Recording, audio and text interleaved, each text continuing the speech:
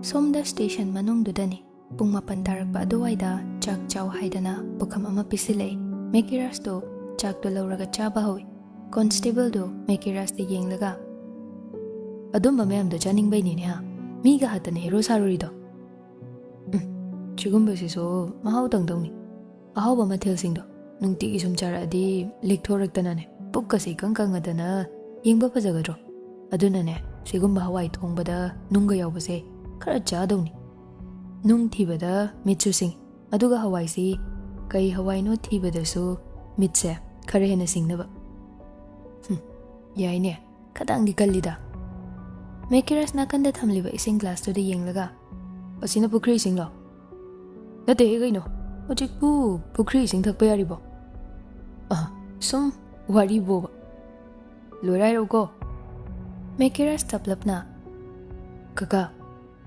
Constable do mamay fat ontore. Aduga. Kaino. Kaka se ichaga leidro. Laini kaino. Nang naduk mo na hangiduna. Mekiras kapli ka tawraga. Sumhang banida. Constable nupado ahan khara oire. Aduna Mekiras na kapli ka tawrak paduda khasik nungay taba pawre. Mekiras kapli tawraga wado makha magtare. Aidi raibak yam thida kaka. Imaso ipaso animak na aibo mihat pani haidana tanthore. Ayam wai. Aina mihat libase. Kari maram gino haibado khoi khangning ba powder khangti. Constable nupado Mekiras de yenglay. Mekiras kaplaga. Shunu ngai nahi. Yoy boy na podi. Ai saming chatlay na tungay nahi. Ai su thabak sing se tawning do na tawkhibadi nati. Matang na matam ni yada do na loinamak tawriban. Ima hoy, baba hoy su sawning libani ni. Nang banungsidaba nati ni. Mama mabawi ba ikhoy na ne. Ichagi kayamuk khali haibasidi macha oiba noina di khangdred. Aduna makhoy su sawning da na tawriban. Mekiras na kaptuna Constable ahal adubo ngahak WakhaL do amada chathankre. Osina kaurakpadagi ahal do thokre. Mekiras nokmi tawduna le. Ahingi pung ani tarakpa aduwaida ni station do ngasidi ichikchi. Nungalamday ahinga ayuka sinaramday marakto tumthaba nungay ba matang do ni. Police so miyoy ba kaubanina makoy siya matang do loy na tumnay. Mekiras nga saydagi mana kapliba tawkriba lila ado hawziki mikupsi tanaba oinaba tawriban. Mana nga saydagi Constable ahal aduda kaptuna sasinaba wahay wata kaya sizinaduna ngangli sakliba mayamdo lokap tugi so do londa nabagi damakta tawriban. Constable do so magi warida mulingay amadi oshi na kawri haibadagi so londe haibado kawraduna adumak chatkriban.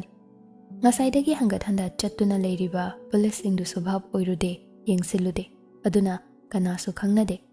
Mekiras mayam dugi khudong chaba lawduna gate to tapna hangtoraktuna mapanda thoklay. Aduga mafam chana amukso lonsin birame. Khongthang do tapna thangduna mafam dudagi thoklay. Amukso hawgat pra haina yeng. Aduga amukso chatli. Police amana kaidana. Mekiras to khonjal duda masado ngahak tumina lep lagale. Aduga maning onthoraktuna yeng.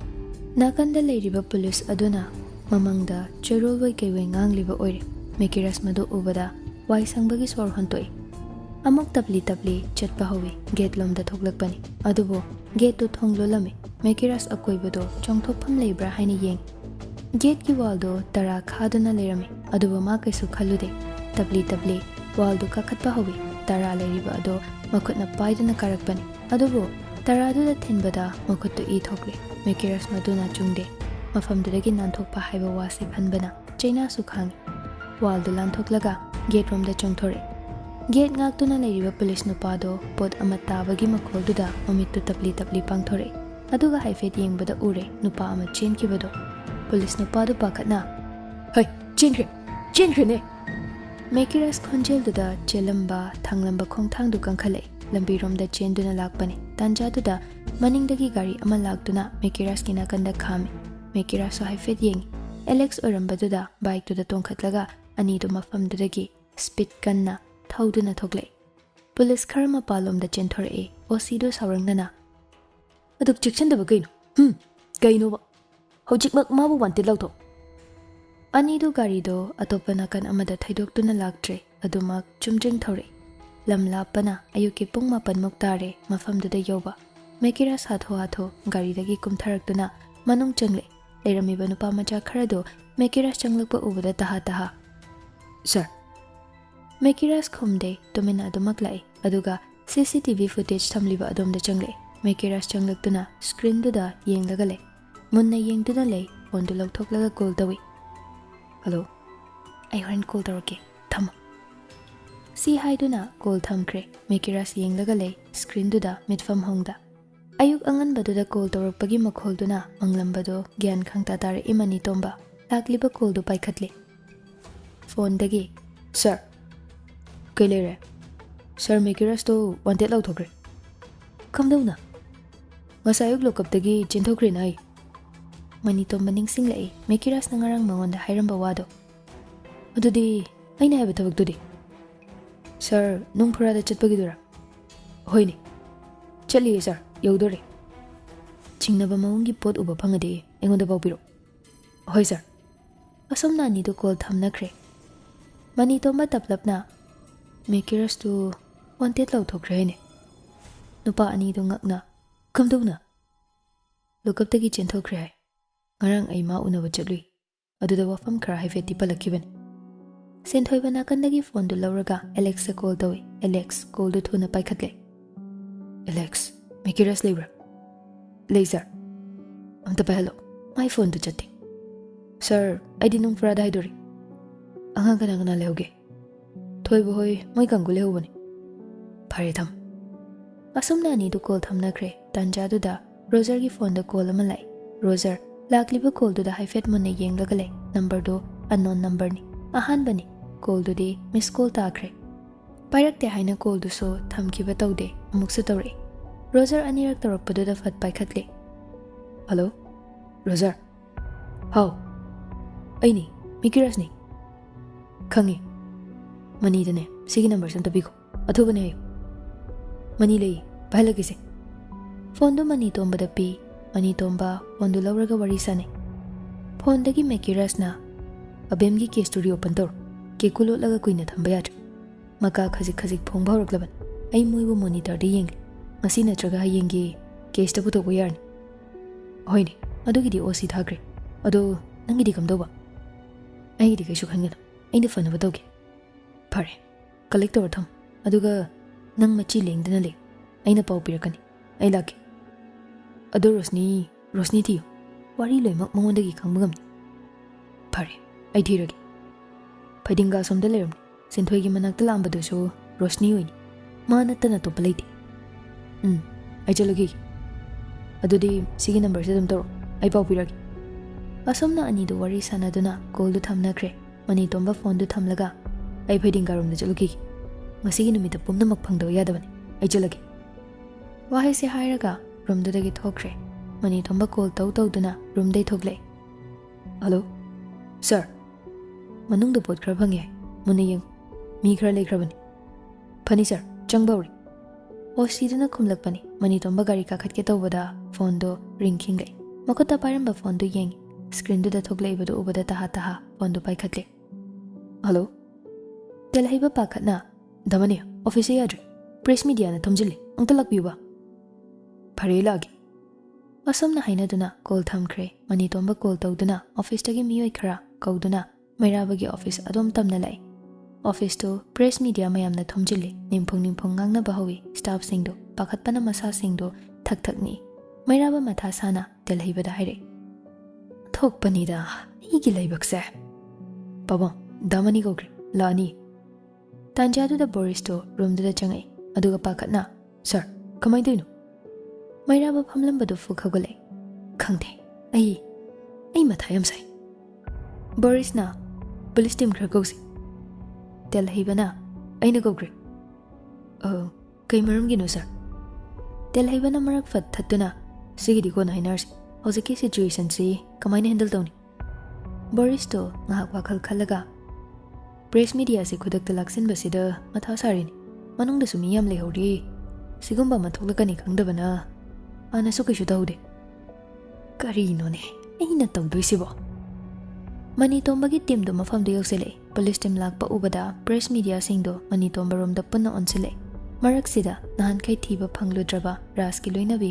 kaptuna mafam do da lerami Manitomba madu ubada ngakne yengduna le ras ki loinabi do kaplaga Manitomba gi manak changsilaktuna sir aigi pure bahad misakto amta puthopiro aigi nupa do mara leitabani lekai gi ahal khara lakliba do so ihaudu yaure paisa paibagi machana mi hatladi police na khoi kaisu to bangam da bro ha ngam da braba paisa na mi gi punsibu kaisu leitana leiraga homduna puni khaliba noi ga yam lingba mino ras ki mama ibe mana amo aigi chado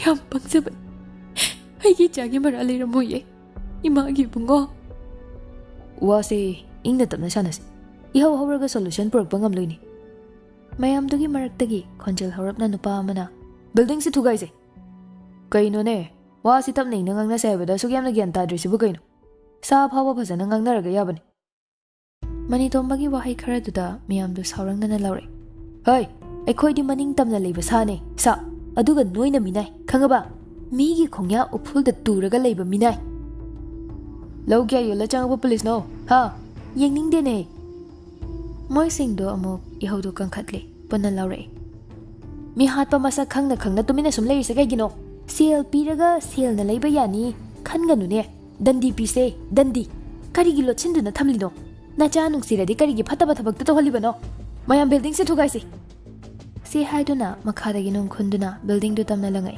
ihau do sum kangkhalak paduda yararoi khanduna blank fire toy adu phau ingthade Manitomba manung da tumin changli hobe manung changlukuna mairabagi office tamna lai baba makhada leiriba miyoi singsi mafam jaba mada thamsi asoga panangadi ihe na tuknar telaiba chalo nangna khara siluru telaiba hoi hairam laga room dagi thokre baba Manitomba ipa mata yam sare ne pumnamak aina fana basingena keshu khanbigan police team khra ngak tuna lehorabani adugidi keshu thoidok patawrida Boris na irangbu kamai dawrage Paudre aina khara faraga paw hairona haikibani ai gi chasi on tok na phatte da hanjin kayar mana ibu miya ma mangse da yon ga dawri basibo pawa masu ningjaba leiramni da adugi oram basu hai ningjaba leibaga mi hatpaga kari da manage ne ha kari da manage ba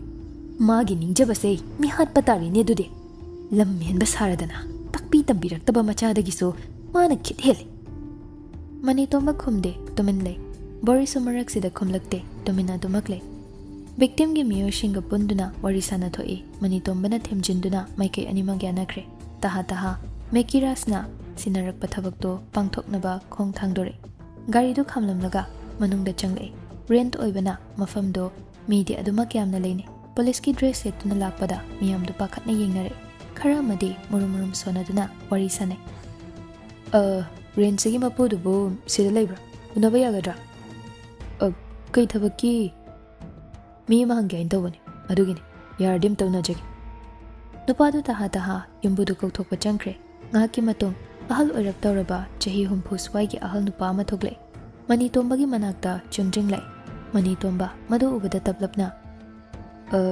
rinsi gi mapu ibiraba hoi mani bungo kari sida Roshni ko bunu bi malebra ahal nupadu WakhaL ngahak khali ama di leikiban pabong chahi kun mari kun manga mukinida adudi oiroibo sida leibadudi subnagi chahi 13 muktangini phari pabo adudi umchalugi asomna Manitomba mafam dudagi thogle mi onar mingmana boiram wahai se hairam laga taha thogle somda lambi du lakna osi wahang khara suduma khang surung sida nungna khanjili sigagino khulgi ahal amana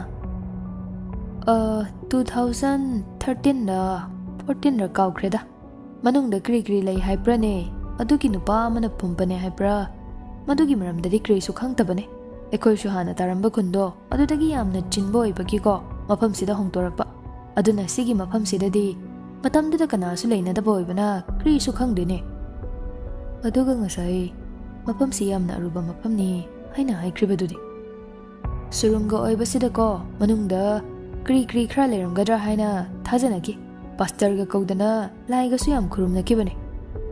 Oh, asomna wari sana sana lakpana mafamdu yauri. Koina thongdo hangdokpidabagi kharadi chechinduna laikre. Thongdo adubo mayamna tawduna hangdoknaba hotne. Pung ama tarakpa duwaida manung changlai mafamdu imam mami. Lem thangatne. Khutsu khutlai paiba miyoi sing khara leibak tu tawba hawi. Oshidu mafamdu khazik chatuna yeng adubu ure. Mi amagi hakchang polang ama famlaga leirambaduda. Madu ubada khangpre khang leiriba mayamdu shoklude. Adumak leihalli machi lengda. Osi mani tombada pau tami. Aroibada chappu leibra haina yengu haiba wasi cheksina sinare. Leibak adu tawba phana kuire mafamdu sangbana numit nini mukchang. Leibak tawruba khudingi saru polang ngakta thing khulgi ahal singdo ngakpana lori. Osi mafamduda numit nini muksure yarikduna leiba. Kuina tawba yade pot singsi sachalushin aduga mizar tawraga yeng. Chahi kyano kyam kuire haibadu adugane. Fat pek tawraga gari dapchin ko. Mayamdu thabak singdo amuk makha chathanai. Manungdu tawba loiramdai.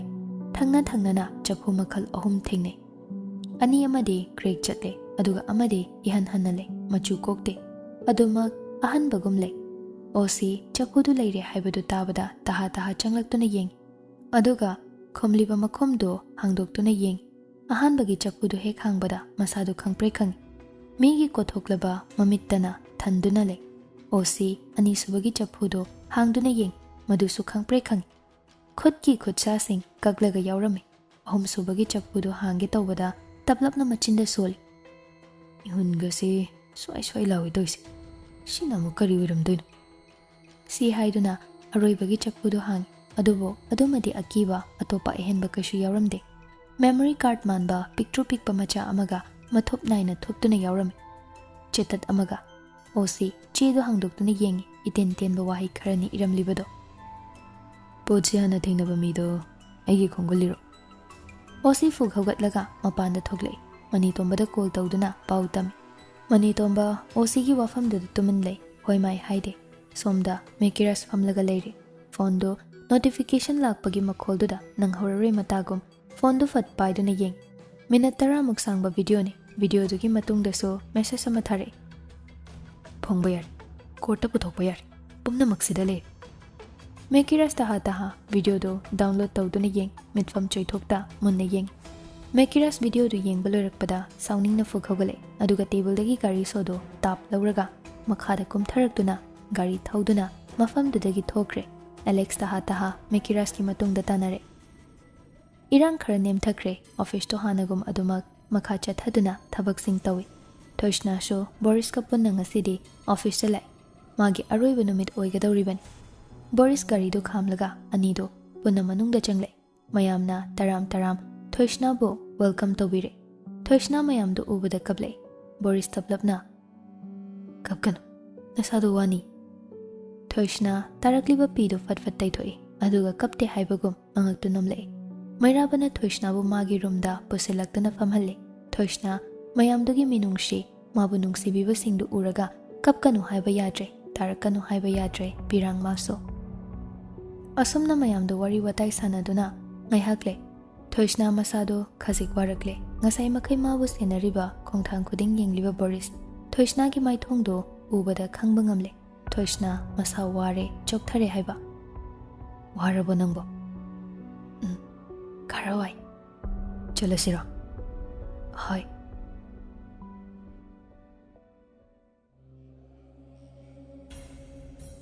Tanjaduda Mekiras karido office room da chumjang thauzile. Security singdo Mekiras bu khamna bohne adubu ngamdre. Mekiras ngasidi masado nongsadagi so hena sathiba saklona malauduna lai. Asawbana henmanbana masado thakni. Office manung changaktuna manager gi room adomda lakbani. Adubo first floor hek ka khalakpaga Thoishna Mairaba Boris aduga staff sing su leirami. Mekiras sauna khongthangdo kalap thangduna Boris ki manakta changle. Aduga Boris ki furit collar du tap pai. Pumna makki horafam nang oiramni. Nangili lalo. Kayam kuina ki kulutuna laiduba. Ha. Madu su Mekiras egi famda ki kupongase. Kuimankre. Ya. Yam kuire. C हाइदुना साउना Boris की ममाइदा किन्ना थिंजिल मैराबा सावरंगना है सा मनुंगदा लेरिबा सादुदगी हेंदोरक्तना लमजाउ सरोकता थोकपा हुई अंगावगी सकलोन लौरिदु करिगिनो हुई अंगावगी सकलोन लौरिबसे करिगिनो हाइबदी नंग खंगोइने वारक्तबा तंबीदबा मचा मलहनगनुने अहिगिदे इमासु लेइते इपासु लेइते अइदि लमजा सरा इने सा ओलकपदा थिंगबगी कनानासु हक लेइते नंग कना ओइरिगे अइबु थिंगलिबा अइबु चैरिबा नंग कना ओइरिगे सी हाइरमलगा Boris मकोन सिंदुना फुबा हौई थोइसना मेकिरासपु खामदोकनबा होटनै अदुबु ngamdre masado hairang tawre aduga manatondagisu I tapna chenthare thoisna mangda leiriba miyoi singdo masing marang oina urakle tapna leimaida haithakre thoisna na tuthakibadu ubada staff ki miyoi singdo mahai pakatna lawre mekiras boris purambadu chap lepkre aduga haifet yengle leimaida gyan taduna leiriba thoisna du ubada khanghaude taha sana Asi haiduna jensin gitawi thoisna staff ki miyoi singna puduna chatkre mekiras chatkriba thoisna bu yengduna lehawi dominna lonthok taba amagum haingam tawngam daba misak amagum